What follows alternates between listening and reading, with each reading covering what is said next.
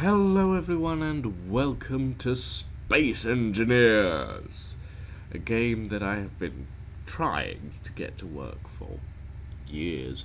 They recently came out with a bit of optimization. Oh, I do love that word. Anyway, today we're going to be taking a look at one of my creations. Because this is a ship tour video, which I'm sure you've all seen before on actual Space Engineers channels that are actually dedicated to this sort of thing. But yeah, anyway, this is the G.T.I Inter-planetary cargo hauler. And for those of you who aren't familiar with my channel, G.T.I stands for Ghost Tech Industries, which is my company that creates everything for me, or rather, I create everything for. No,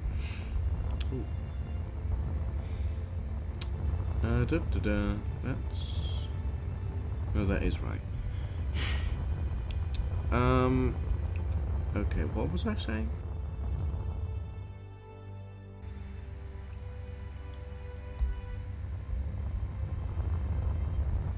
Okay, so we're going to take a tour of the Ghost Tech Industries Interplanetary Cargo Hauler, which is a fairly big ship, don't get me wrong, but it shouldn't be too much to record, hopefully. Now, as we look around the outside, you can see that the ship has several, I say several, it has 1, 2, 3, 4, 5, 6, 7. It has 7 automatic dual cannon turrets made. These are modded, by the way, these turrets. And if you want to take a look at this creation yourselves, you can download it on the Steam Workshop, and on it are all the mods you will need to run this ship as well, which is easy now, quite straightforward. Now, most of the stuff that this ship has is on the inside, but let me show you what we can see from the outside. This is the lower hull, which is also all through this area here is where the cargo and hangar bay is. We've got a great big set of doors at the back for that. We have several large ion thrusters at the back. Please note, this is not a ship that is made for planetary re-entry. If you try, it will probably destroy itself. I'm not willing to try because that will probably destroy my computer as well. That's fine. It has 2 very large nacelles, or nacelles, depending on how you want to pronounce it, and it's all piped and wired up into the main ship. Although these oxygen pressurizers don't quite work for some odd reason. If we look at the upper decks, we have the pilot's area over here with a relaxation room below it. We have a main cargo area and a relaxation area as well. We have the airlocks over there. This is the main reactor core, and I'll explain why that isn't actually what powers this thing later. It's really just for aesthetics. Now, I'm not completely sure if this ship is survival capable. However, it does have a wide variety of what's the word I'm looking for? It has a full complement of refining and processing machines that I can use, or that you can use if you're using this ship. Now, this is the bridge, the pilot's area, or rather, this is the area below the pilot's area, which has an absolutely lovely view. And when I posted this originally, people said that it looked more like a cruise ship or a pleasure yacht. And I thought to myself, well, that's a bit odd. This thing is made to haul cargo. But I see what they mean. It's got some very nice large areas that can be used for that sort of thing. If we look up here, this is the main area where the pilot's chair is. I was planning on putting a bunch of consoles against this wall, but the mod that uses them, or the mod that introduces them, is glitching out to hell for me, so I can't really do that at the moment. I might upload a version of this ship that has those consoles, but honestly, if you want to add them in yourselves when you take possession of this ship, then you're more than welcome to. I'm sure you've all got some ideas planned for this if you play it. This is one of the crew quarters for couples, mind you. So this ship has a maximum onboard crew of 8 people and a minimum of 6. This is because I've only built accommodation enough for 8 people, as in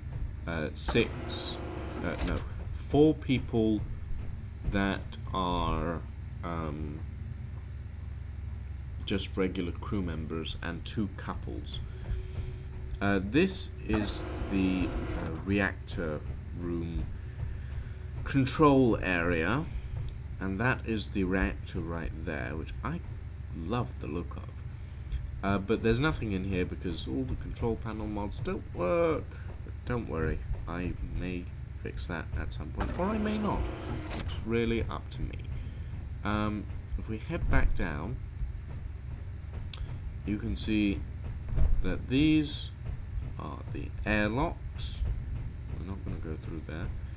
This is the mess hall / kitchen / dining room. Not much to see here. The mods are all going to be on the Steam page if you want to see them. And credit to the mod authors for creating them, because they are absolutely fantastic. This is the main reactor, which is all piped and wired up so that it can be accessed. Shouldn't be anything too difficult if you want to make modifications.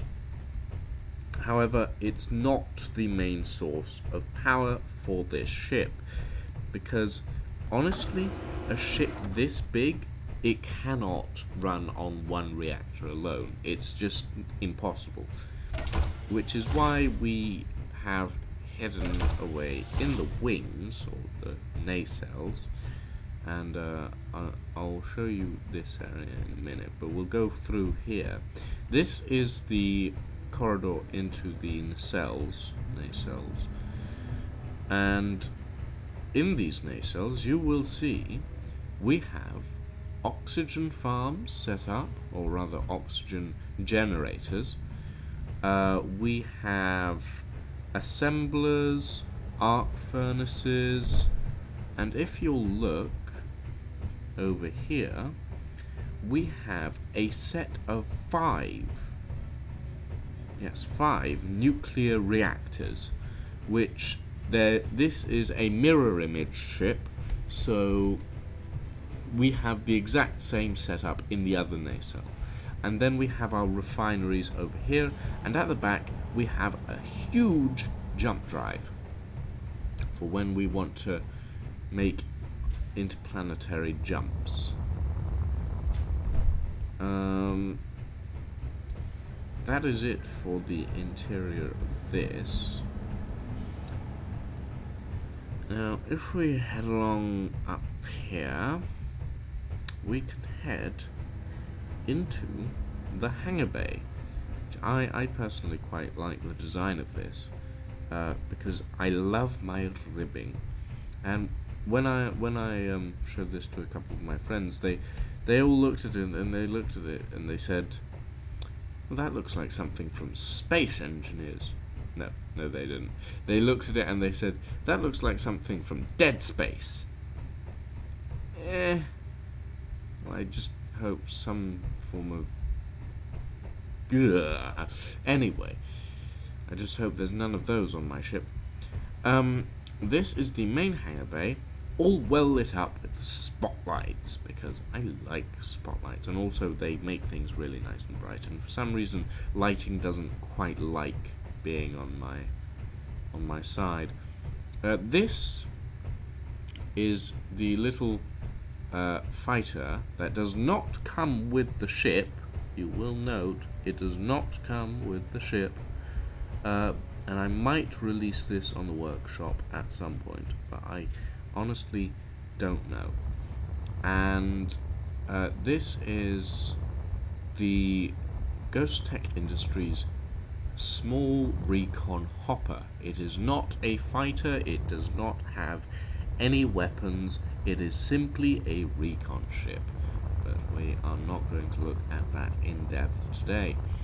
Now you will note we have oxygen pressurizers here and there, and they are not throughout the rest of the ship because I just couldn't figure out how to get them working. And they're weird. They're very weird. Anyway, this is the control panel for the main hangar doors, and if I press this button, you can see it opens up nice and smoothly. So that block group's all been put together. And that is that, ladies and gentlemen, or everyone. I don't think there's much more to show for this. It is an interplanetary cargo hauler. It is made to haul cargo over extremely long distances. It is not made for planetary re-entry, and I think I've covered everything that needs to be covered for this ship. It does have gyroscopes, and it does have gravity generators to ensure that you don't float off into space. Other than that, yeah, I think that's about it. And you'll notice in the background there, I have I have a space station and a other ship. We're not going to take a look at those today. The space station is still a work in progress. I'm still working on figuring out what I want to do with it. Anyway, thank you all very much for watching. Don't forget to like, comment, and subscribe if you enjoyed this video. And we'll see you all next time for some more Space Engineers.